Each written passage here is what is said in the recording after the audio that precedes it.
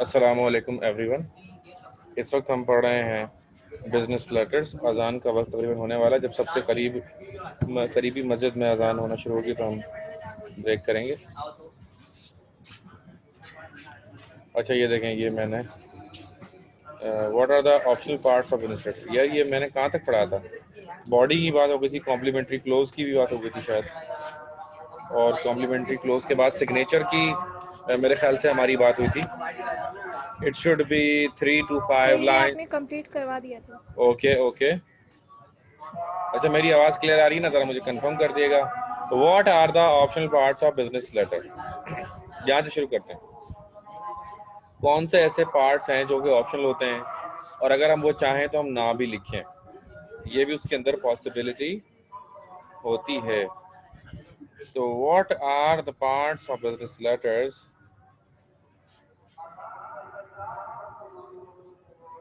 ये मैं लगा रहा हूँ, पॉज कर रहा हूँ recording. What are the optional parts of the business letter. Optional parts of the business letter उन पार्ट्स को कहा जाता है कि जिनका होना ज़रूरी नहीं होता, ठीक है ना? Reference line. If the recipient specifically request information such as job reference or invoice number, type it on one or two lines immediately below the date. If you are replying to a letter, refer to it here. For example, RE यानी कि reply हो रहा है तो job number 625-01, reply your letter dated 1/1/200X, ठीक है ना? Special mailing notations, type in all upper case character. अच्छा, स्पेशल जो होता है वो हमेशा अपर केस में, लेकिन अपर केस मतलब कैपिटल लेटर्स को कहते हैं अपर केस। अच्छा, तो सुना आपने ऑप्शन, सबसे पहले मैंने रेफरेंस लाइन बताया। रेफरेंस लाइन होती क्या है? रेफरेंस लाइन ज़रूरी वहाँ होती है जहाँ बहुत सारे डिपार्ट होते हैं। कोई ऐसा लेटर लिख रहे हो जो किसी मखसूस डिपार्ट का है, तो आप उसमें रेफरेंस दें तो ज़्यादा बेहतर होता है, क्योंकि बार बार और फिर सारे उसी रेफरेंस के रेफरेंसेस नंबर लगते रहते हैं, 1 2 3 4 5 6 एंड सो ऑन, और सारे के सारे वो एक ही रेफरेंस में जाकर एक ही जगह पर आप उनको सबको डालते जाते हैं। तो ये बड़ा बेहतर होता है। मैं आपको मिसाल देता हूँ, इसी में पॉइंट नंबर 3 करके मैं मिसाल दे रहा हूँ। MCB बैंक का नाम आ गया, डिफेंस ब्रांच है जी, DF डिफेंस ब्रांच 20 यानी कि 2020। और फाइल है जी एडमिन की, ADM, तीन तीन 3 डिजिट कोड होता है अमूमन। ADM यानी कि administration file 142। This is how we give a reference number. अब अगर हमें कोई भी चीज़ देखनी है, और हर जितने भी बैंक्स हैं, जितने भी बड़े बड़े इदारे हैं, ये तमाम के तमाम क्या करते हैं, ये तमाम के तमाम हर लेटर में अपना रेफरेंस नंबर देते हैं। और इनके रेफरेंस नंबर देने की वजह भी यही होती है कि वो रेफरेंस नंबर देते हैं, उसकी कॉपी उन्हीं सेपरेट उन्हीं रेलेवेंट डिपार्टमेंट्स में लगाते रहते हैं। और अल्टीमेटली उससे ये फ़ायदा हो जाता है कि जब भी उनको उसी चीज़ की ज़रूरत पड़ती है, वहीं से उसको निकालते हैं और उसको काबिल इस्तेमाल कर लेते हैं, इस्तेमाल के काबिल बना लेते हैं। Special mailing notations. Special mailing notations क्या हैं जी? Type in all upper case characters, if appropriate it may be typed double space below the date line, at least double space before the inside address. Otherwise it can be placed double space at the bottom of the page, ठीक है जी? Special mailing notations क्या होते हैं? जिसमें आप एक खास पैगाम दे रहे होते हैं। द मोस्ट यूज्ड जो होता है वो उसमें है ही नहीं साहब। मैं अभी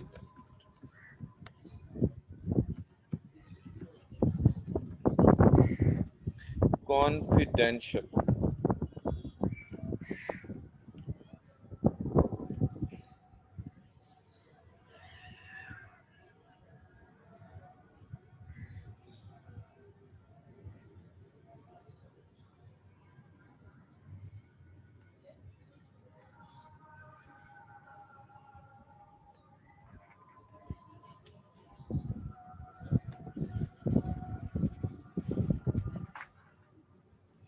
क्या कर रहे हो साथ शफीक मियाँ?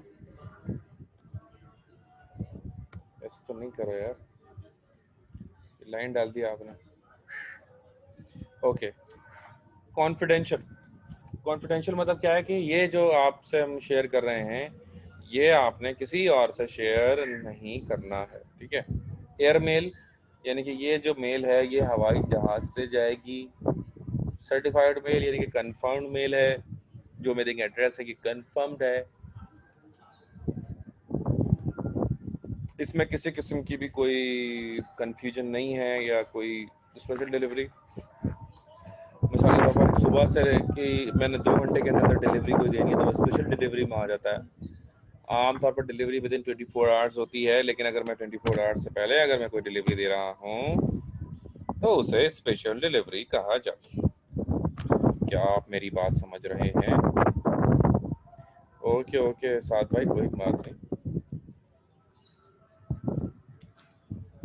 अच्छा जी, आगे चलते हैं, ठीक है ना। तो ये स्पेशल मेलिंग नोटेशन होते हैं, कहीं कहीं इस्तेमाल होते हैं, हर जगह अमूमन ये इस्तेमाल नहीं होते।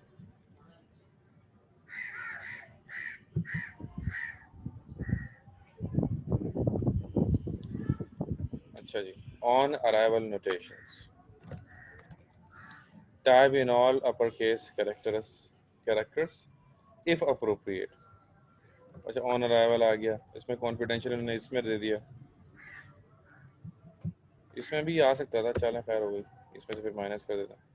पर्सनल या confidential, on arrival notation type all uppercase. If appropriate, you might want to include a notation on private correspondence such as resignation letter, ठीक है ना। और भी यानी कि अगर मैं रेजिग्नेशन लेटर कहीं भेज रहा हूँ तो उसमें मैं कॉन्फिडेंशियल लिख सकता हूँ। अमूमन क्या होता है कि रेजिग्नेशन जो लेटर होता है वो सम सॉर्ट ऑफ ऐसा लेटर होता है कि जब तक आपका रेजिग्नेशन एक्सेप्ट नहीं होता या और बाकी आपके मामला तय नहीं पाते, आप इसको कॉन्फिडेंशियल रखते हैं।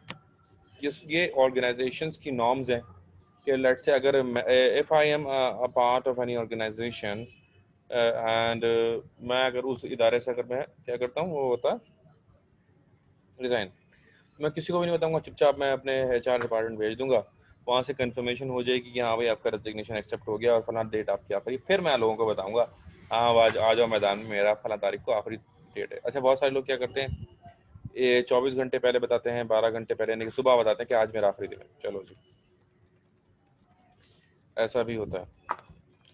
अच्छा जी, attention line, it is used when you want to direct your letter to a specific person, ठीक है जी, या डिपार्टमेंट।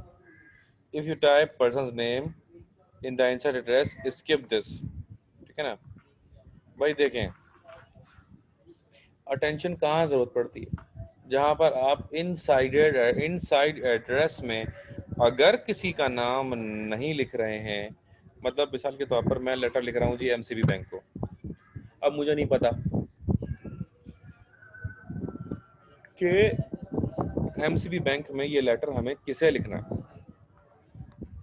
अगर मुझे नहीं पता कि MCB बैंक में लेटर लिखना तो है, लेकिन वहाँ पर किस बंदे को ये लेटर लिखना है ये उसका नाम नहीं पता, तो मैं क्या करूँगा, अटेंशन HR डिपार्टमेंट, और फिर मैं उसके बाद 2 लाइनें छोड़ के फिर इनसाइड एड्रेस में शुरू करूँगा, उसके अंदर किसी भी बंदे का नाम नहीं लिखा जाएगा, ठीक है।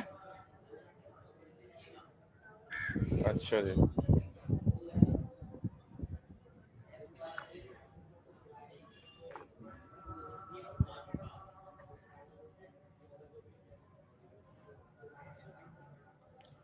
सब्जेक्ट लाइन,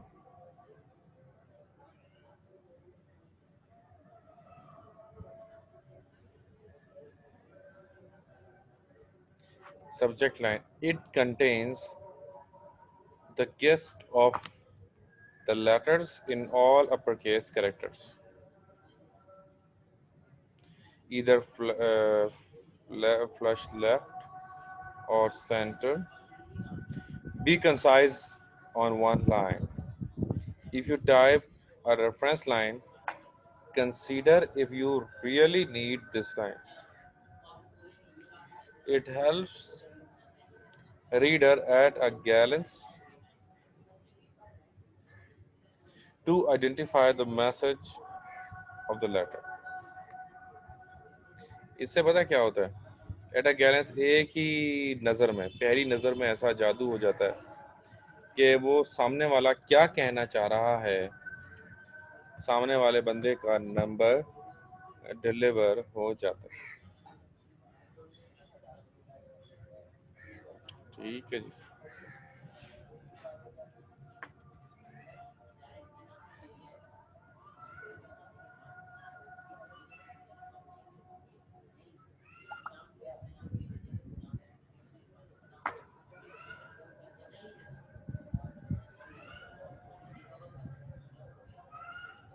आगे बढ़ते हैं।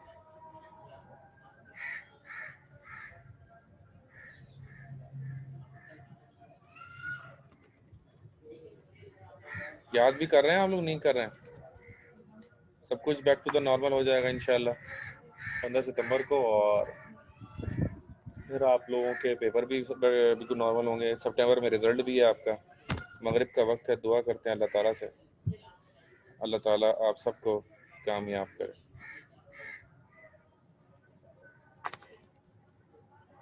मैं कंफर्म बता रहा हूँ, अगस्त का महीना चल रहा है, शायद इसी महीने के अंदर आ जाए, नहीं तो अगले महीने तो 100% कंफर्म है कि आपका रिजल्ट आना। भाई बकरीद से पहले रिजल्ट हर हाल में आ जाता था, अब तो बहुत लेट हो गया। पिछली बार तो अप्रैल में रिजल्ट आ गया था। सब कुछ खुल चुका है, टीचर्स आ रहे हैं। और मैं शायद यूनिवर्सिटी गया था, आपने मेरी वीडियो देखी थी। और मैं पता नहीं, मैं मसरूफियत आजकल थोड़ी ज़्यादा है, ज़ाती कुछ मामला की वजह से, पता है आपको। तो ये है कि मैं फिर जाऊंगा यूनिवर्सिटी, अगले हफ्ते जाऊंगा देखो। ओके, सब्जेक्ट लाइन जो होती है ना, एक नज़र में आपको पता चल जाता है पूरे लेटर में क्या है।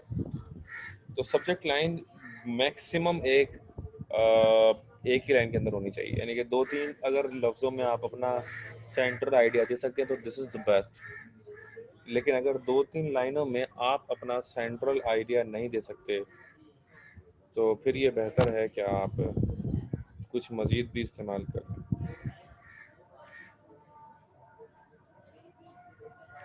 ठीक है, तो सब्जेक्ट लाइन आपने सुन लिया। इसके बाद है आइडेंटिफिकेशन इनिशियल। ठीक है ना, मैं कभी कभी इस्तेमाल करता हूँ, मैं आपको बताता हूँ अभी थोड़ी देर में। तो if someone typed the letter for you, he or she would typically include 3 of your initials in all uppercase characters, then 2 of his or hers in all lowercase characters. If you typed your own letter, just skip it since your name is already in the signature block.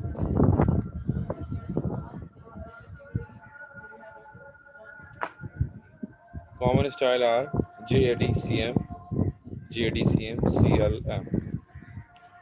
ठीक है जी, I hope कि आपको ये बिल्कुल समझ में नहीं आया होगा, इसलिए मैं इसको मज़ीद एक्सप्लेन करता हूँ।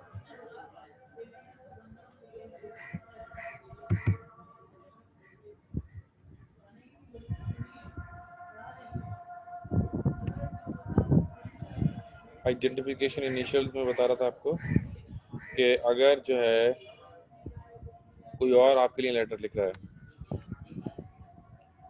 आपके इनिशियल के 3 लेटर्स वो कैपिटल में शामिल करेगा और अपने 2 स्मॉल में शामिल करेगा। उससे क्या होगा कि सामने वाले को आइडिया हो जाएगा कि भाई किसने लेटर लिखा है। ठीक है ना, मिसाल के तौर पर अगर मेरा सेक्रेटरी है और वो लिखता है, तो वो पता क्या है शामिल करेगा, SWH, सैयद वसी हैदर, वो ये लिखेगा आखिरी में। SWH से पता चल जाएगा कि भाई ये सैयद वसी हैदर साहब है, उन्होंने ये लेटर टाइप करवाया, ये उन्होंने ये लेटर लिखवाया। अब मैंने लिखवाया मिसाल के तौर पर उस बंदे का नाम है मुस्तफ़ा कमाल, तो वो क्या करेगा, MK, मुस्तफ़ा कमाल का सैयद वसी हैदर ने लिखवाया और ये MK। अच्छा, इसमें आप चाहें तो स्लैश डालें, ज़रूरी नहीं है, लेकिन चाहें तो आप ऐसे स्लैश भी डाल सकते हैं। तो ये एक बहुत ही शॉर्ट फॉर्म्स होती हैं। इन ये देखें, इससे एक मैसेज पूरा डिलीवर हो रहा है। अब अगर किसी ने लिखा है, आपने अभी तक शायद समझ में नहीं आया, आप बहुत सारे लेटर्स देखिएगा तो आपको अंदाज़ा होगा, ठीक है ना। Excuse me, I have got a call, pause recording करके। अच्छा जी, अब देखें, एक आम आदमी देखेगा SWH/MK, उसके समझ में नहीं आएगा ये क्या लिखी हुई, क्या बकवास है ये। लेकिन अब मैंने आपको बता दिया, अब आपको पता, सैयद वसी हैदर ने लिखा, ये सैयद वसी हैदर के ये कहने पर लेटर लिखा गया, /MK मुस्तफ़ा कमाल नामी बंदे ने लेटर लिखा। अच्छा, MK, मैंने आपको बताया मुस्तफ़ा कमाल, तो इसकी जगह मोहम्मद कामरान भी तो हो सकता था MK, ठीक है ना। तो असल में ये इनिशियल्स कहाँ लिखे जाते हैं? ये इनिशियल्स वहां लिखे जाते हैं जहां पर आप एक दूसरे को जानते हैं, ठीक है जी। जहां पर आप एक दूसरे को जानते हैं वहां ये इनिशियल लगाए जाते हैं, यूज किए जाते हैं। हर जगह ये इनिशियल इस्तेमाल नहीं किए जा सकते। जाहिर है कि जब बंदा आपको जानता ही नहीं है, तो जो बंदा आपको जानता नहीं है और उसके सामने अगर आप इस तरह के इनिशियल्स वगैरह इस्तेमाल करते हैं, तो वो तो बोलेगा ये तो पागल आदमी। क्या ख्याल है ना? अच्छा जी, enclosure notation. This line tells the reader to look in the envelope for more. Enclosure notation. This line tells the reader to look in the envelope for more. यानी कि enclosure का जो notation होता है, उससे क्या होता है कि उसका मकसद ये होता है कि भाई, ये जो लिफाफा आपको लेटर का मिला है, इसे अच्छी तरह खंगालें, इसमें इतने पेजेस मजीद होने चाहिए। ये जो मैंने लिफाफा आपको भेजा है, इसे अच्छी तरह खंगालें, क्योंकि इसमें मजीद जो है वो होने चाहिए चीज़ें, ठीक है। This line tells the reader to look into the envelope for more. Type singular for only one enclosure, plural for more. If you don't include anything, skip it. यानी कि इनक्लोजर का जो नोटेशन है, सिर्फ आपने जब लगाना होता है जब आप कोई चीज़ साथ में अटैच करते हैं। अगर आपने कुछ भी साथ में अटैच नहीं किया है, तो आपको इनक्लोजर का जो होता है वो लिखने का या नोटिफिकेशन लगाने का, लिखने का कोई मतलब नहीं बनता, और नहीं लिखने की ज़रूरत है आपको, ठीक है जी।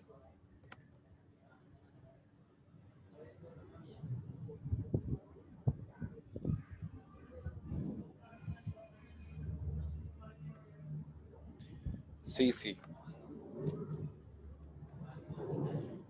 CC अब कहते हैं कर्टेसी कॉपीज, पहले इसको कहते थे कार्बन कॉपीज, लेकिन अब इसको कहते हैं कर्टेसी कॉपीज, ठीक है। तो CC stands for courtesy copies, formerly known as carbon copies. List the names of people whom you distribute copies. अक्सर ऐसा भी होता है कि आप लेटर एक लिखते हैं, लेकिन उसकी कॉपीज़ बहुत ज़्यादा लोगों को देते हैं। मिसाल के तौर पर मेरा ना MCB बैंक में मेरा अकाउंट था, पुरानी बात है, बहुत पुरानी। तो उन्होंने मुझे ना चेक बुक नहीं दी, मेरा फड्डा हो गया उनसे। अब जब मेरा फड्डा हो गया उनसे, ये बात है 2011 पता नहीं 10 की ना। तो मैंने क्या किया, मैंने लेटर बनाया, क्योंकि जब आपका बैंकिंग सेक्टर में किसी से फड्डा हो जाए, उसका तरीका ये है कि आप एड्रेस करें, बैंकिंग होता सिर्फ एक बैंकिंग कंज्यूमर प्रोटेक्शन डिपार्टमेंट है, उनको आप एड्रेस करें, और उनको आप एड्रेस करके क्या करें, फिर आप बाकी और भी नैब है, इधर उधर है, FIA है, सबको आप डाल दें CC में, ठीक है ना। बहुत सारे ऐसे डिपार्टमेंट हैं, कंज्यूमर प्रोटेक्शन डिपार्टमेंट है, और बहुत सारे अवामी इदारे हैं, टैक्स हमारा है, FBI, पता नहीं क्या कौन कौन से अजीब गरीब डिपार्टमेंट। लिस्ट निकाली मैंने और सबके एड्रेसेस पर मैंने बनाए लेटर्स। ऑफिस से वैसे भी हमारे फ्री में डाक जाती है, उठा के मैंने ऑफिस में रख दिया वहाँ पे। वो आया, डाक वाला ले गया, सब जगह लेटर पहुँच गया। ओ भाई, बैंक वालों के मुझे जो है ना तकरीबन 48 घंटों में फ़ोन आ गया, तो भाई आ जाएं प्लीज़, हम आपसे माजरत चाहते हैं, ये वो है। वो पता नहीं कहाँ कहाँ से उनको लेटर आए। वो दिन है, आज का दिन है, मुझे कभी भी MCB वालों ने कभी भी तंग नहीं किया। वो भी ये बात नोट कर लेते हैं कि कस्टमर का ये मसला है, कभी भी इससे पंगा नहीं लेना। वो भी देख के पंगे लेते हैं। इसी तरह एक बार मैं बड़ा चिल्लाया एक जगह पर, बैंक अल हबीब वाला ना चेक कैश नहीं कर रहा था, तो मैंने बोला कि भाई आप लिख के दे दो, अगर इसमें कोई मसला है तो आप लिख के दे दो, मैं देखता हूँ फिर इसमें क्या किस तरीके से इसको किया जा सकता है। तो मुझे लिख के नहीं दे रहा ना, तो मैंने उस पर चिल्लाया सही वाला, क्योंकि मैं राइट पर था, तो वो भी मतलब हो गया। तो बहरहाल तो कार्बन कॉपी से मुझे याद आ गया, तो मैंने आपको बता दिया। तो अक्सर ऐसा होता है कि जब आप कोई कंप्लेंट लेटर लिख रहे होते हैं, तो आप एक जगह लिखते हैं और बहुत सारे लोगों को उसमें भेज देते हैं, ठीक है ना। तो सीसी में आते हैं वो सारे। पोस्ट स्क्रिप्ट, पोस्ट स्क्रिप्ट किसे कहते हैं? To emphasise a point already in your letter. Chat भी देख लूँ सर, शुरू से दिखा दीजिएगा स्क्रीनशॉट क्या है। ओके जी अरम साहब, अभी आपका बस इस हेडिंग के बाद आपकी बात पूरी करते हैं।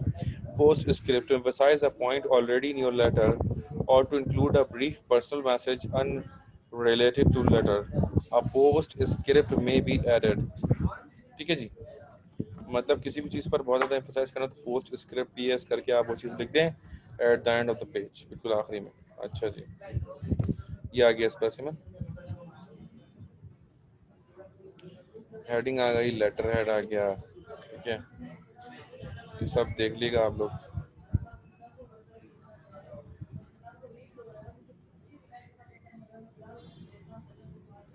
Post script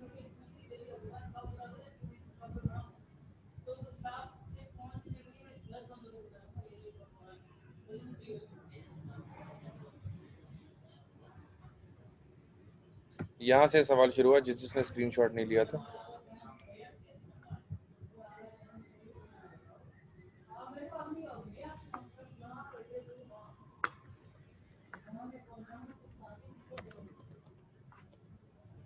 take the screenshot please.